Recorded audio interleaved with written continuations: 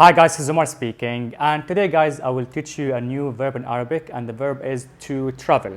Okay, so we'll conjugate the verb in the present tense in I, and then you for male, and then you for female.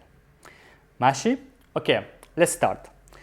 To say I travel, I say سافر. Again, سافر. Now to say you travel for a male, I just need to add basically it plus سافر. So it will become it سافر. Now to say you travel for a female, I will need to add it in front of سافر plus e in the end. So it will become it سافري.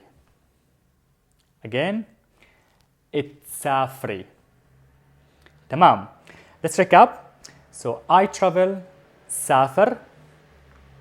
You travel for a male, it سافر. And you travel for a female, it سافري. سافر, it سافر, it سافري. تمام. Let's have an example. I want to travel to the Middle East. And to say that, بدي سافر على الشرق الأوسط.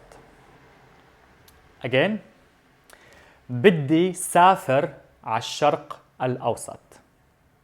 تمام. Let's break it down. بدي, I want. سافر, I travel. to الشرق الأوسط, the Middle East. Now, الشرق means the east. الأوسط, the middle. So الشرق الأوسط. So remember that adjectives in Arabic always after nouns. So it's actually the opposite in English. تمام? So one more time. بدي سافر على الشرق الأوسط. تمام. I hope guys you enjoyed this video, and until next time.